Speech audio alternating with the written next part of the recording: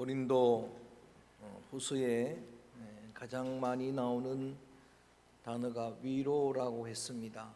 모든 위로의 하나님, 위로의 그리스도, 또 위로의 성령님의 풍성한 위로받아서 누리고 그 위로를 흘러보내는 위로의 통로가 되시기를 축복합니다.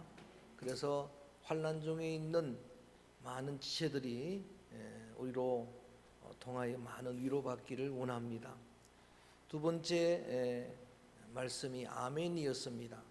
그리스도 안에는 예만 있고 아니오가 없다. 아멘하여 하나님께 영광을 돌리라 하신 말씀대로 아멘의 신앙이 저와 여러분 우리의 신앙 되기를 축복합니다. 세 번째 시간이 편지였습니다. 너희는 우리의 편지라, 더 나아가서 그리스도의 편지라, 추천서와 보증서라는 의미라고 말씀을 드렸는데 여러분 우리 성도들 한 사람 한 사람이 여러분의 지도자 사역자들의 보증서가 되기를 바라고, 더 나아가서 그리스도의 산 증인들 되어지기를 주의 이름으로 축복합니다. 지난 시간에는 마음의 거울이란 제목의 말씀으로 말씀을 드렸는데, 모세가 얼굴을 수건으로 덮은 것과 전혀 다른 좋지 않는 마음의 수건들이 마음에 하나님의 은혜를 영광을 가리고 있다라고 말씀을 해주시면서, 때론 그것이 지식일 수도 있다. 짓구리만한 지식 때문에 하나님의 영광을 보지 못할 때가 있고, 또 때로는 그것이 경험일 수가 있다. 체험이 중요하지만 여러분 그 경험이 오히려 하나님의 영광의 빛을 가리는 수건이 될 수가 있고, 심지어는 율법주의자들의 율법 자체도 마음을 가리는 수건이 될 수가 있습니다. 뿐만 아니라 예수를 믿고 신앙생활한 지 오래됐지만 여전히 벗어버리지 못한 옛사람의 수건이 남아 있습니다. 악한 성품이 남아 있고, 악한 습관들이 남아 있고, 악한 영성이 남아 있는데, 내가 벗으려고 해서 벗어지는 게 아니라 그리스도 안에서 벗겨질 줄로 믿습니다. 주께로 돌아오면 주의 영이 계신 곳에서 자유가 있는 겁니다. 그 은혜 성령 안에서 모든 여러분 원치 않는 수건들이 벗겨진 채로 주님 영광의 빛 앞에 서게 되면은 가리는 방해물이 장애물이 없기 때문에 그 영광의 빛이 여러분의 심령의 스크린에 그대로 그리스도의 형상으로 비치게 될 줄로 믿습니다. 풍성한 영광을 보게 될 것입니다.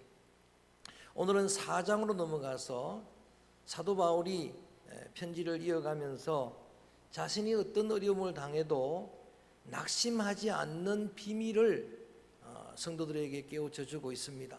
어려운 일들을 만나고 여러 가지 환난을 당하는데도 절대 낙심하지 않는 그 첫 번째 비밀은 자막이 없지만 1절을 한번 읽어봅니다. 4장 1절 말씀 소리내서 읽어봅니다. 시작. 그러므로 우리가 이 직분을 받아 긍휼하심을 입은 대로 낙심하지 아니하고, 낙심하지 않는 첫 번째 비밀은 하나님의 긍휼이 힘이 되었다는 거예요. 사람의 사랑도 많이 받으면 그 사랑이 힘이 될 때가 있습니다. 사랑 많이 받는 자녀들은 흔들리질 않습니다. 하물며 하나님의 사랑이겠습니까? 하나님의 헤세드, 긍휼, 자비, 인내하심을 많이 경험하고 또 그 하나님의 사랑을 믿으시기를 바랍니다. 하나님은 나를 사랑하십니다. 하나님은 여러분을 사랑하십니다. 그것이 힘이 되고 능력이 되어서 어떤 어려움을 만나도 낙심하지 않는다라고 그렇게 고백을 합니다. 뿐만 아니라 2절도 읽어봅니다. 2절 말씀 시작. 이에 숨은 부끄러움이 속임을 행하지 아니하며 하나님의 말씀을 혼잡하게 하지 아니하고 오직 진리를 나타내므로 하나님 앞에서 각 사람의 양심에 대하여 스스로 추천하노라. 좀 복잡한 글이지만 한마디로 줄여서 말하면은 혼잡하지 않는 순전한 말씀이 힘이 되더라라고 하는 이야기예요. 여러 가지 어려운 일들을 만날 때 여러분이 그래도 낙심하지 않으려면은 하나님의 말씀을 여러분의 능력으로 붙들게 되기를 축복합니다. 하나님의 말씀이 영의 생명의 만나가 되기를 바랍니다. 하나님의 말씀은 여러분의 심령을 소성하게 하실 줄로 믿습니다. 꿀과 송유꿀보다 더한 생명의 말씀 될 것이고, 여러분의 발에, 여러분의 길에 등과 빛이 될 줄로 믿습니다. 하나님의 성령이 검이 되어서 여러분 심령을 새롭게 하는 그런 은혜의 말씀이 여러분의 기초가 되기를 바랍니다. 그러면 낙심하지 않는다라고 그렇게 증언을 합니다.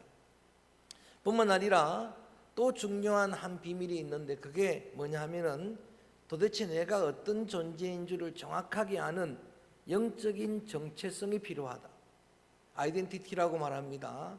도대체 내가 누구인지를 아는 높은 자존감의 요인이 될 만한, 높은 자존감의 그런 근원이 될 만한 그런 정체성이 필요하다라고 하는 이야기예요. 여러분, 그래서 사도 바울은 오늘 7절에 오늘 본문 한 절로 정했습니다. 분명한 자기 정체성이 있었다는 이야기입니다. 7절 한번 다시 소리내서 읽습니다. 시작. 우리가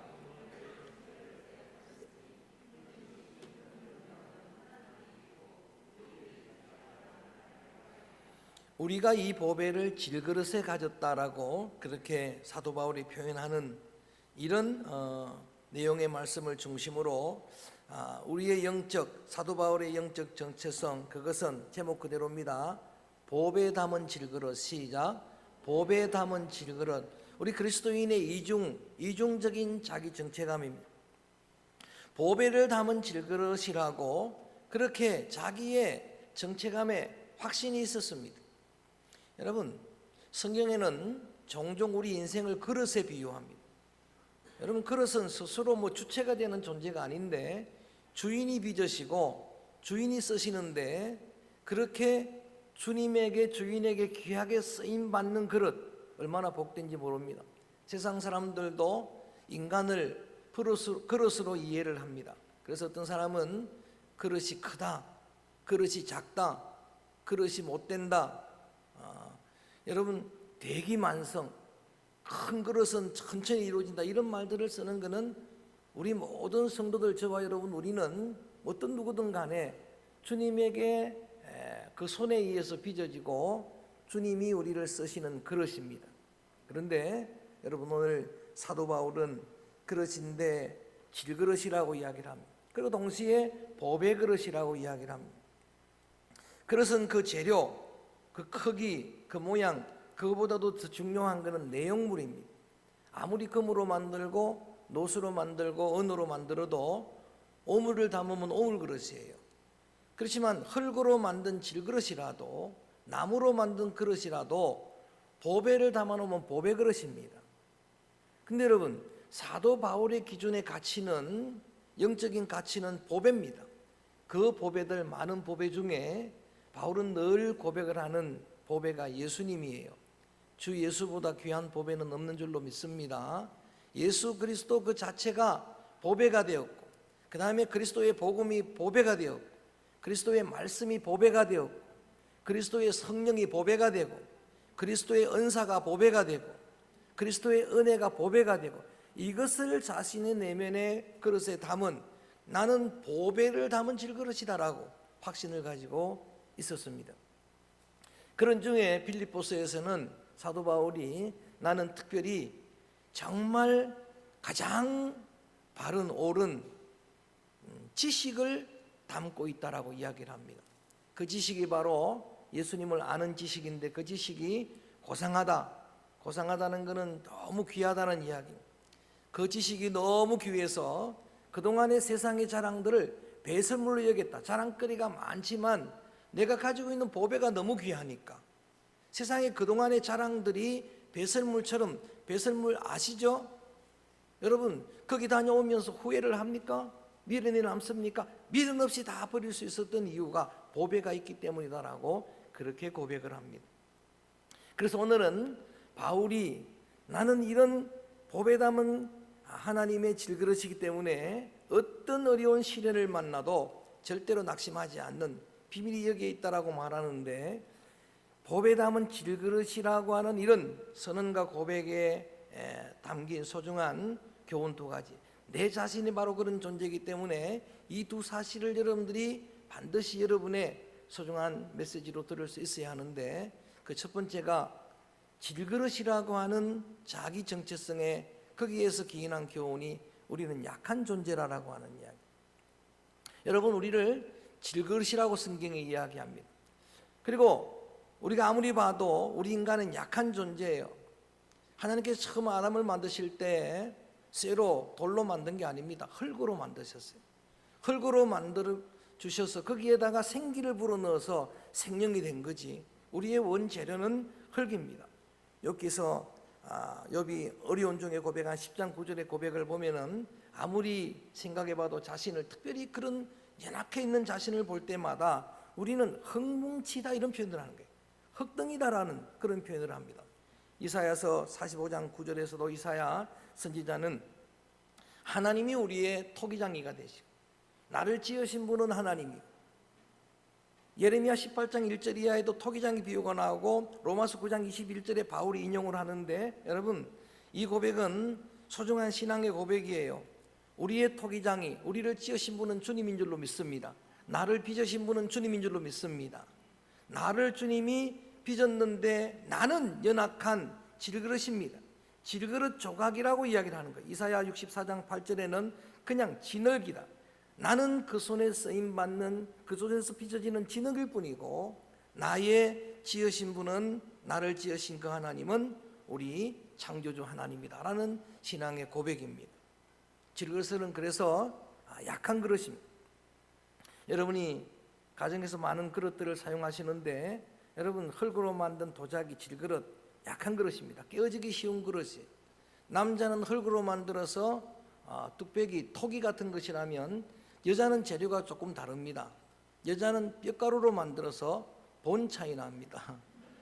조금 더 센 것 같지만 베드로전서 말씀해 보면은 본 차이 나도 뚝배기도 약한 그릇이라는 거예요. 베드로전서 3장 7절에 남편들한테 이야기해, 너희 아내를 더 약한 그릇으로 생각을 하라는 거예요. 약한 자여 그대 이름이 여자라, 약한 존재예요. 바울이 자랑거리가 많았는데도 불구하고 나는 아무 자랑하지 않겠다 그러면서 자랑한 내용은 십자가입니다. 그 다음에 하나, 그래도 자랑하라면 내가 자랑할 건 약한 것밖에 없다라고. 그 약한 거를 자기의 자랑으로 그렇게 삼았습니다. 왜 그러면 이왕에 좀 좋은 그릇, 쇠 그릇, 금 그릇, 은 그릇에 담지, 이런 약한 그릇에다가 주님은 보배를 담아 주셨을까?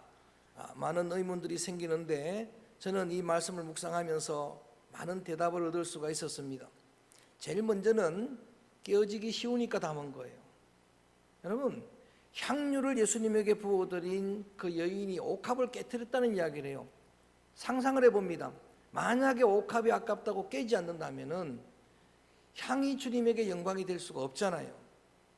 여러분, 그 연약한 그릇이기 때문에 그 병은 깨어져도, 여러분, 그 속에 옥합은 깨어져도 옥합 속에 있는 향기는 드러나게 되어 있는 거예요.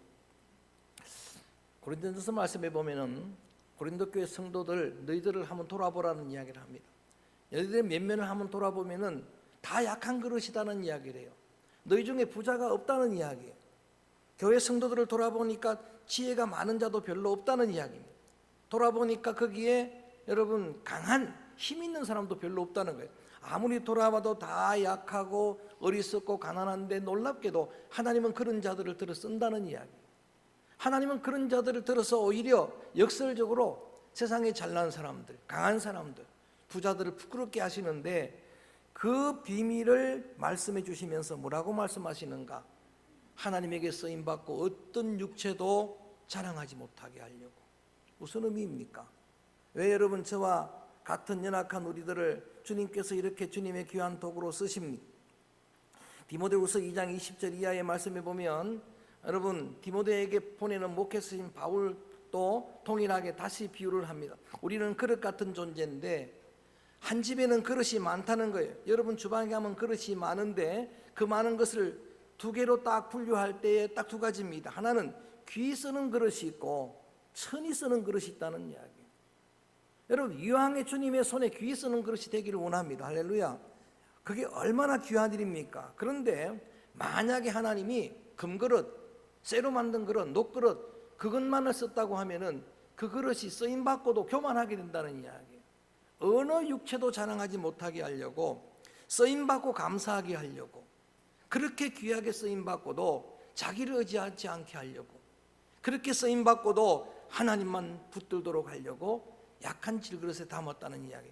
자, 다시 한번 본문 읽어봅니다. 그 의미를 이렇게 설명합니다. 7절 한 절 말씀 소리내서 읽어봅니다. 시작. 우리가 이 보배를 질그릇에 가졌으니 이는 심히 큰 능력은 하나님께 있고 우리에게 있지 아니함을 알게 하려 함이라.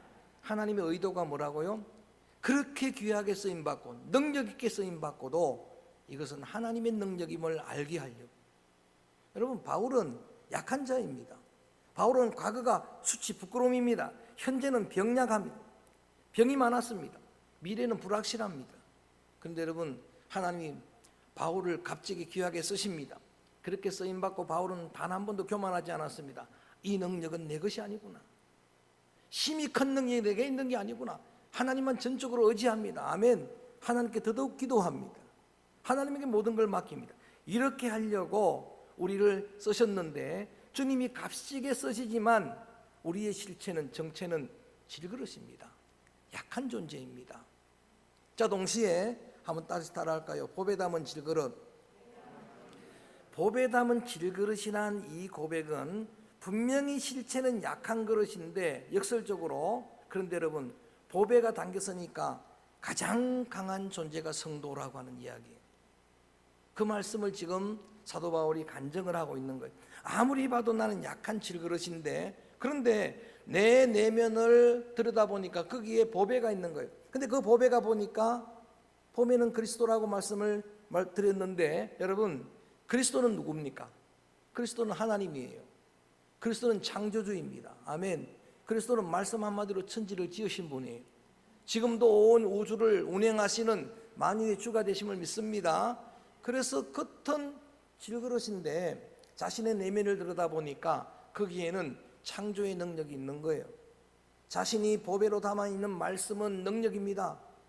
자신이 정말 믿음으로 영접해서 자신 속에 충만한 성령은 권능의 영입니다. 성령을 받게 되면 성령 임하면 뭘 받고? 권능을 받고. 권능의 영이에요.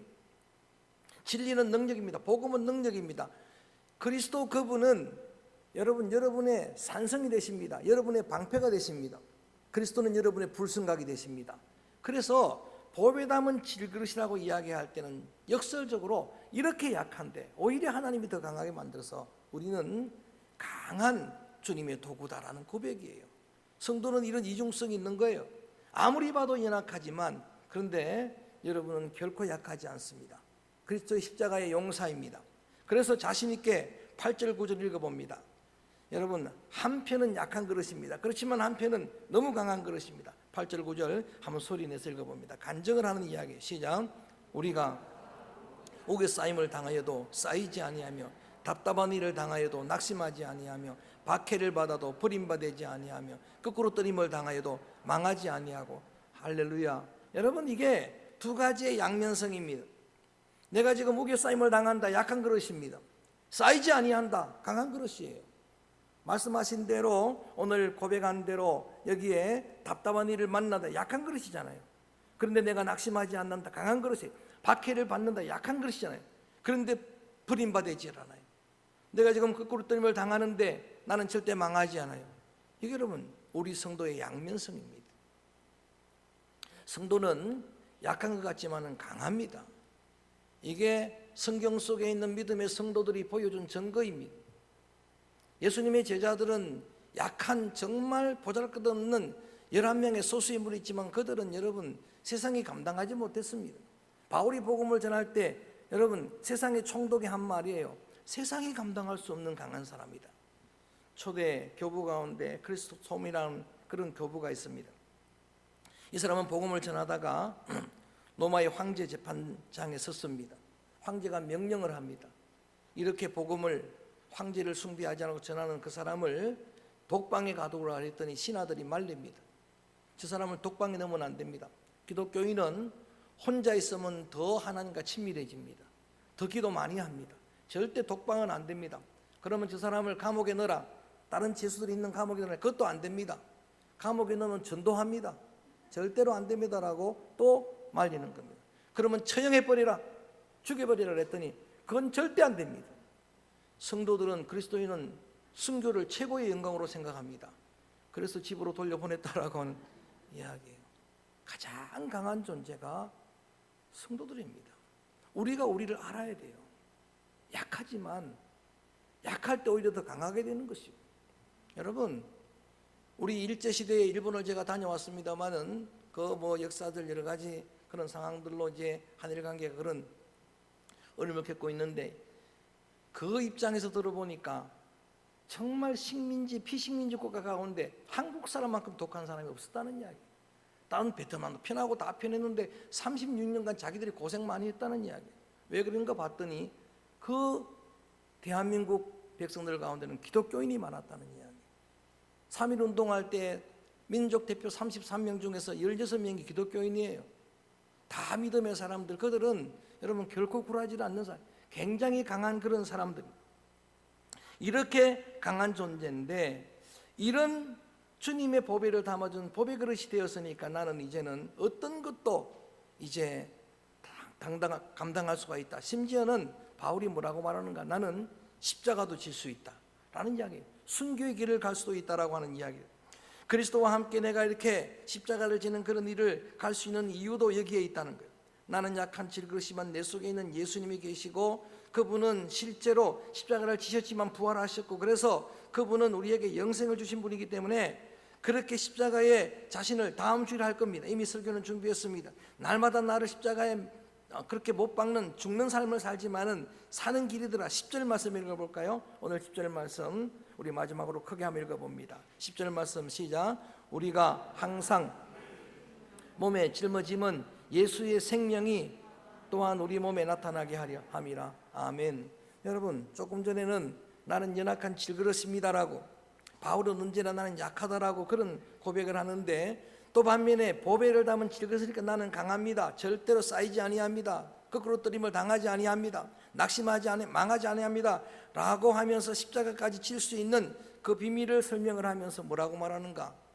내가 만약에 십자가를 지고, 내가 만약에 약한 그릇이지만 내 속에 있는 그리스도, 그분을 보배로 삼고 주님 뒤를 따라가면은, 주님은 부활의 주님이기 때문에 주님의 생명이 내 몸에 나타날 줄로 믿습니다. 할렐루야. 그것 때문에 강하여지는 거예요. 여러분, 바울도 약합니다. 아무리 성령 받고 아무리 믿음 생활 잘해도, 우리가 한 교회에서 제가 한 20년을 목회를 하다 보니까 우리 집사님, 권사님들도 그런 대화를 나누었는데, 정말 안타깝게도 젊던 우리 집사님들이 점점 세월이 가면서 늙어가고, 그렇게 청춘이던 사람들이 이제는 노쇠해지고 힘을 잃고 기력이 없고, 이런 모습을 보니까 마음이 너무 허전하고 아파요. 평생 같이 있을 것 같은 권사님들이 함께 생활하지 못하니까 그것도 너무 허전해요. 마음이 허전한데 이걸 누가 막겠습니까? 가는 세월을 누가 잡을 수가 있습니까? 노래 가사지만 흘러가는 물을 누가 막을 수가 있습니까? 다 연약한 존재예요. 바울도 그런 존재입니다. 그런데 여러분, 우리에게 소망이 있는 게 뭔가 하면은 16절에 이렇게 이야기하는 거예요. 바울도 알았어요. 약한 그릇이기 때문에 가는 세월을 잡을 수도 없고 흘러가는 물을 막을 수도 없고, 여러분 세월 앞에 장사 없고 질병 앞에 장사가 없는 인생들이에요. 조그마한 여러분 질병 때문에, 감기 때문에, 또 이번 코로나 후유증으로 여러분들이 고통을 당하는, 안타까워요. 도와줄 수 있는 길은 없지만 안타까워요. 근데 여러분, 그런데도 불구하고 이렇게 이야기하는 거예요. 보배 그릇이기 때문에 이런 겁니다. 16절 말씀 한 절만 더 있습니다. 16절 시작. 그러므로 우리의 겉사람은 낡아진 우리의 속사람은 날로 새로워지도다. 아멘. 저는 이 말씀을 그대로 믿습니다. 이럴 수가 있습니다. 여러분, 우리가 어떻게 늙어가는 걸 막겠습니까? 세월 앞에 장사가 없습니다.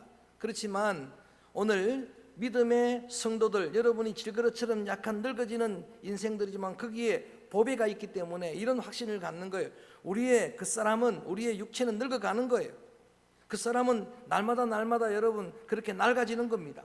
그런데 주님의 보배가 여러분 심령 안에 있는 한, 여러분의 심령은, 여러분의 속사람은 날마다 새로울 수가 있습니다. 할렐루야. 이게 우리의 소망입니다.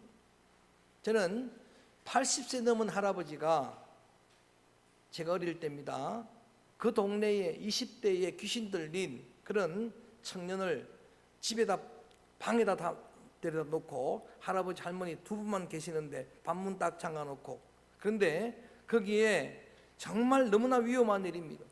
거울을 다 깹니다. 벽을 무너뜨립니다. 그런데 할아버지 손에 딱 붙들려가지고 주기도문을 합니다. 사도신경을 따라합니다. 성경을 따라합니다. 기도를 따라합니다. 그러다가 한 달 만에 귀신이 떠난 것을 봤습니다.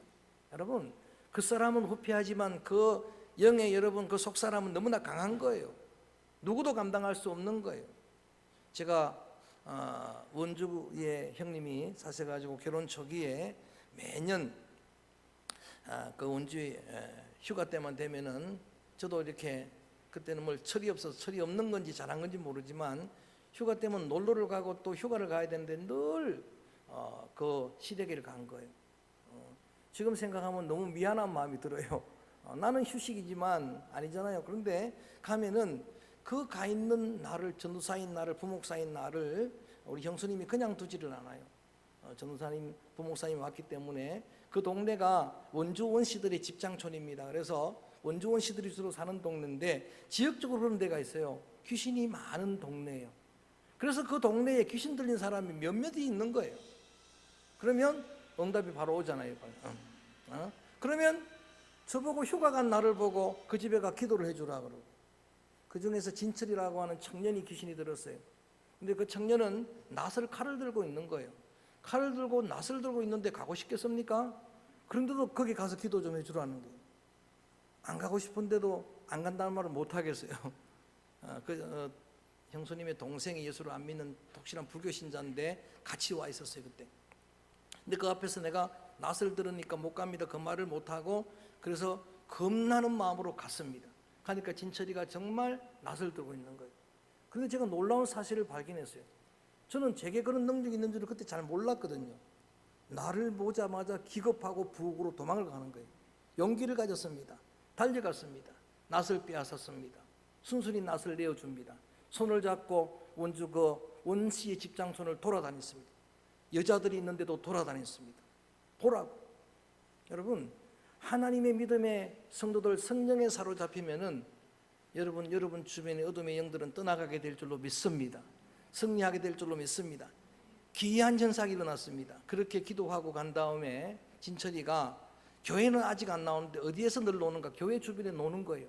교회 주변에 와 있는 거예요. 그래서 그 교회에 그때 당시에 그분도 감리교인인데 감리교 목사님, 전도사님인데 담임 전도사님이 있어요. 그분에 부탁해가지고 대신에 신방하도록 하고 해서 마지막까지 예배드리다가 천국을 갔습니다. 어쨌든 그런 간정들, 또 목회 현장에서 나 이렇게 간정할 일들을 돌이켜 보면은 우리의 그 사람보다는 속 사람이 중요하구나. 우리의 그 사람은 날마다 날 가지고, 그래서 세상 사람들은 젊은 걸 좋아하고 여러분 그걸 힘이라고 생각하지만 그렇지는 않습니다. 여러분, 영적으로는 여러분의 심령이 날마다 새로워지기를 축복합니다. 여러분의 속사람이 날마다 강건하게 되기를 축복합니다. 그걸 간증을 하는 거예요. 왜? 우리 속에는 보배가 있으니까, 우리 속에는 예수님이 계시니까, 그분의 능력이 있으니까, 성령님이 있으니까 그게 가능한 거예요. 그래서 오늘 이런 양면성의 고백을 다시 한번 고백을 하면서 두 가지를 꼭 여러분 고백. 보배담은 질그릇 그럴 때는 먼저는 질그릇이에요. 여러분이 얼마나 약한지 알잖아요. 조그마한 질병의 공격 앞에서 제가 그렇게 나약할 줄 몰랐어요. 근데 그런 존재예요. 그런데 반면에 여러분 속에 또 예수님이 계시고 성령이 계시니까 질병을 물리칠 수 있는 힘도 있습니다. 능력도 있습니다. 치유될 줄로 믿습니다. 회복될 줄로 믿습니다. 강건하게 될 줄로 믿습니다. 양면성이에요. 왜 하필 나 같은 연약한 질그릇에 보배를 담았습니까? 물을 때마다 여러분이 대답을 가져야 돼요. 그렇게 했기 때문에 주님이 그 복음이 더 빛나는 거예요. 나는 깨지지만 복음은 드러나는 거예요. 뿐만 아니라 그렇게 쓰임받는 게 질그릇인데 쓰시니까 얼마나 감사해요. 쓰임받고 교만하지 않도록, 쓰임받고 버림받지 않도록, 쓰임받고 멸망하지 않도록 우리를 질그릇으로 삼으시고 주님이 귀히 쓰시고 거기에 보배를 담아주신 줄로 믿습니다. 쓰임받는 걸 감사하게 생각하시고, 하나님 앞에 값지게 쓰임받는 귀한 그릇 된 걸 감사하게 생각하시고, 하나님의 능력을 경험할 때마다 이 능력이 내게 있는 게 아니라 심히 큰 능력은 하나님이 주시는 것이구나, 성령님의 능력인 줄로 알고 그 능력만을 의지하는 주님의 보배 그릇들 되어지기를 주의 이름으로 축원합니다. 그렇게 평생을 주님 앞에 귀하게 값지게 쓰임받는 주님의 도구들 될 줄로 믿습니다. 그래서 오늘 이 찬양을 드립니다. 약할 때 강함 대신에 내가 그렇게 약한데 오히려 그때 강하게 하시고, 내가 그때 약할 때 오히려 주님의 큰 능력을 경험하게 하시는 그 좋으신 하나님을 이렇게 찬양을 합니다. 찬양합니다. 약할 때 강함 되시니.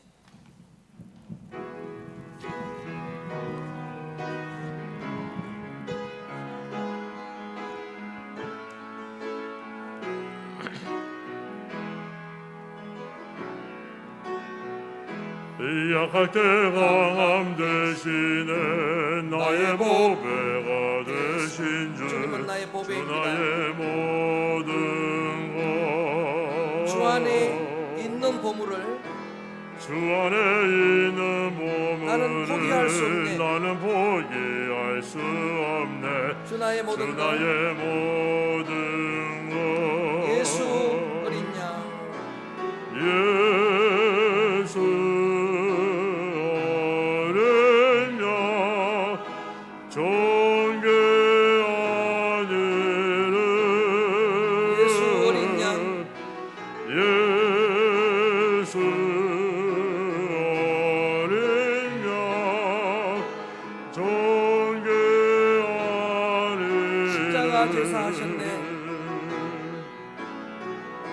십자가 제사 주님의 이름 찬양해. 주님의 이름 찬양해 주 나의 모든 주 것 나의 모든 것 쓰러진 나를 세우고 쓰러진 나를 세우고 나의 빈잔을 채우네 주 나의 모든 것 그 간절한 마음으로 예수님 예수 어린 양 존귀하리를 간절한 마음으로 고백합니다. 예수보다 더 귀한 보배는 없습니다. 가장 귀한 예수 그리스도의 존귀한 이름을 찬양합니다. 한 번 더 예수 어린 양 존귀한 이름 예수 힘차게 찬양합니다. 간절한 마음으로 고백합니다. 존귀한 이름 예수 어린 양 약할 때 강함 주시는 그 보배의 주님을 찬양합니다. 존귀한 이름 한 번 더 예수 어린 양 존귀한 이름 예수 어린 양 존귀한 이름 예수 어린 양 마지막으로 한 번만 더 예수님은 존귀합니다. 예수 어린 양 예수 어린 양 존귀한 이름 예수 어린 양 예수 어린 양 존귀한 이름 같이 한 2, 3분 동안